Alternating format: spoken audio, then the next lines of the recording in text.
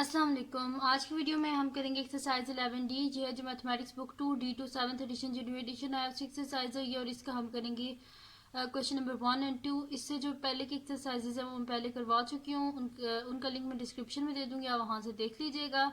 और अगर अभी तक आपने मेरा चैनल सब्सक्राइब नहीं किया तो इसको सब्सक्राइब कर दीजिए और बेल आइकन को लाजमी प्रेस कीजिएगा ताकि आपको न्यू आने वाली वीडियोज़ के बारे में पता चल सके। तो स्टार्ट करते हैं। हमारे पास है क्वेश्चन नंबर 1।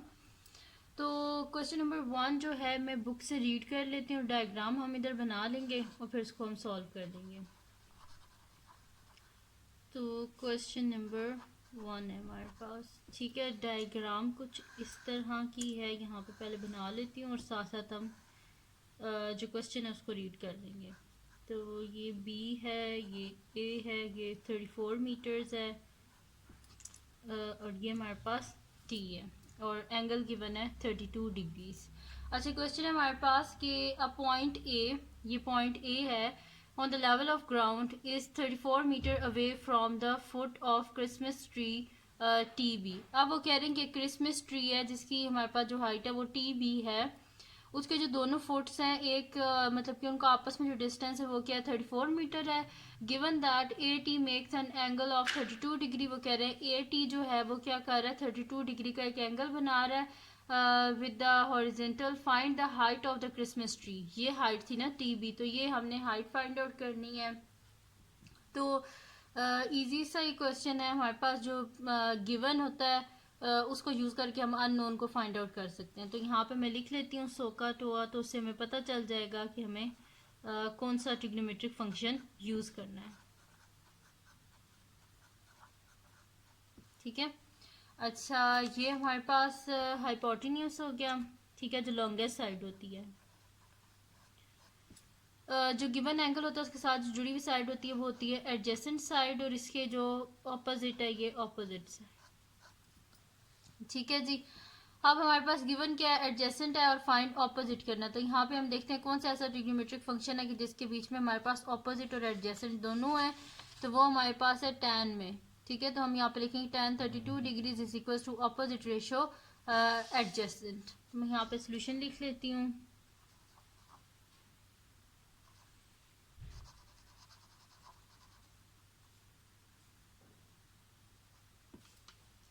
तो हमारे पास आ जाएगा tan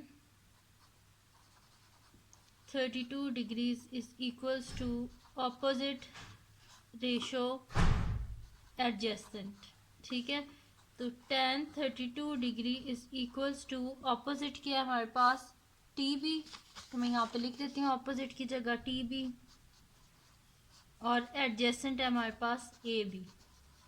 इनकी वैल्यूज हम यहाँ पे लिख लेते हैं। tan 32 degree is equals to T B क्या है हमारे पास, ये तो हमने फाइंड आउट करना है, इस वजह से ये एज इट इज़ आ जाएगा टी बी, और ए बी हमारे पास है 34।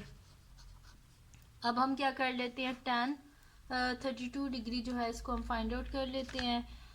तो tan 32 इज इक्वल्स टू हमारे पास आ रहा है 0.6248, 8 के बाद 6 है तो ये क्या हो जाएगा 9 हो जाएगा, 0.6249, 0.624 और साथ में 9 is equals to T B divided by 34।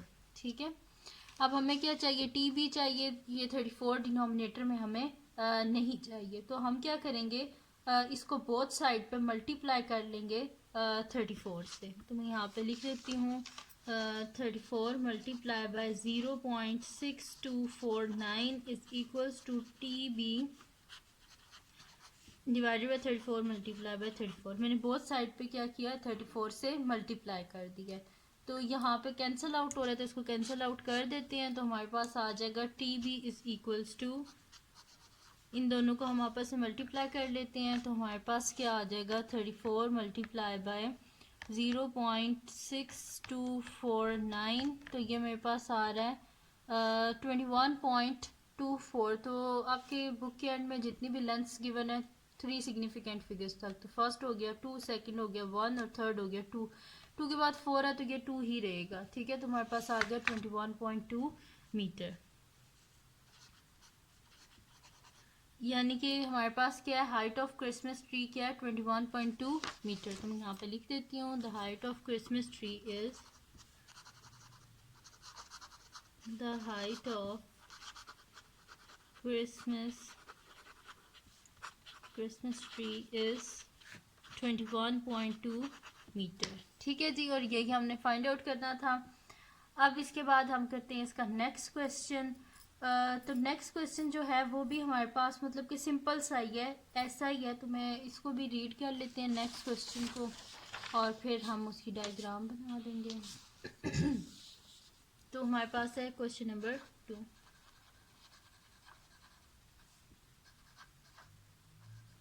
तो क्वेश्चन नंबर 2 हमारे पास कुछ इस तरह एक ट्रायंगल गिवन है ऐसे, ठीक है। ये Q है हमारे पास, ये P है और ये A है। ये हमारे पास है 27 डिग्री और ये है 7.7 मीटर्स, ठीक है। अब हमने करना क्या है, हमने इसमें क्वेश्चन को रीड कर लेते हैं तो हमें पता चल जाएगा। यहाँ पे लिखा हुआ है the height of a vertical post, post यानी कि जो पोल वगैरह टाइप होती है ये, ठीक है। यहाँ पे लिखा हुआ है the height of vertical post PQ, ये PQS की हाइट हमारे पास ये 7.7 मीटर्स है। Given that A is a point on level ground such that AP makes an angle of 27 degree. वो कह रहे हैं कि जो A है ये हमारे पास ग्राउंड लेवल पे, और A और P क्या बना रहे हैं, एक एंगल बना रहे हैं 27 डिग्री का with the horizontal. Find the distance of AQ। ये जो AQ है ये हमने फाइंड आउट करना है। तो सबसे पहले हम देख लेते हैं कि हमारे पास इसमें एडजेसेंट क्या है, हाइपोटेन्यूज क्या है और अपोजिट क्या है।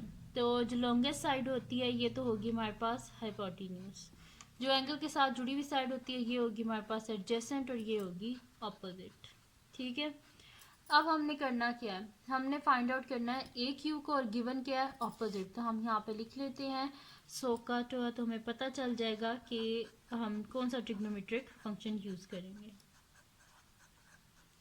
तो अब यहाँ पे हमारे पास एडजेसेंट और ऑपोजिट, तो एडजेसेंट और ऑपोजिट किस में आते हैं, टैन में आते हैं। तो यानी कि हमें क्या यूज़ करना है, टैन, और एंगल क्या गिवन है 27 डिग्री। तो हम लिखेंगे टैन ऑफ 27 डिग्री सोल्यूशन। तो यहाँ पे लिखेंगे tan 27 degree is equals to opposite ratio adjacent. तो यहाँ पे हमारे पास आ जाएगा tan 27 degree is equals to opposite क्या 7.7 है, और एडजेसेंट क्या है हमारे पास AQ। तो अब यहाँ पे हम लिख देते हैं टैन 27 इज इक्वल्स टू, हमारे पास आ रहा है 0.5095, 5 के बाद 2 है तो ये 5 ही रहेगा। तो 0.5095 is equals to 7.7 divided by AQ।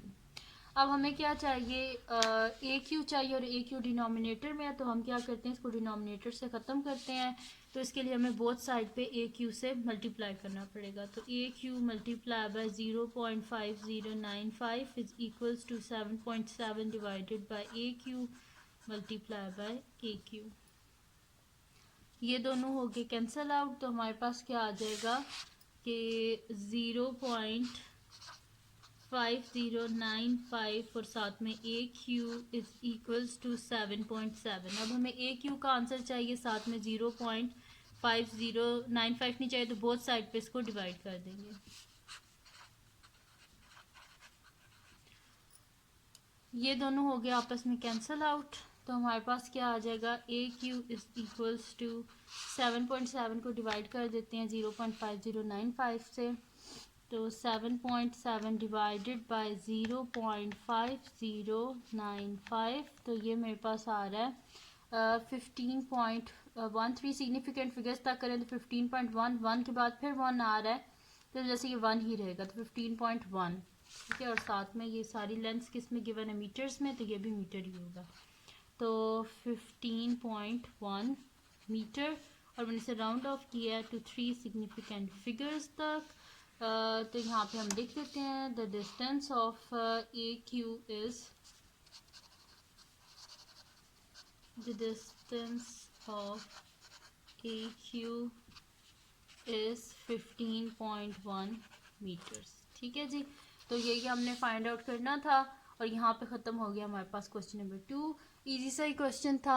तो ये थी जी आज की वीडियो। अगर आपको पसंद आई हो तो इसको लाइक कीजिएगा, मेरे चैनल को सब्सक्राइब कीजिएगा और बेल आइकन को लाजमी प्रेस कर दीजिएगा ताकि आपको न्यू आने वाली वीडियोस के बारे में पता चल सके। और अपने फ्रेंड्स के साथ भी इस वीडियो को शेयर कीजिएगा और उनको बोलेगा सब्सक्राइब कर दें और दुआओं में याद रखिएगा। अल्लाह हाफिज़।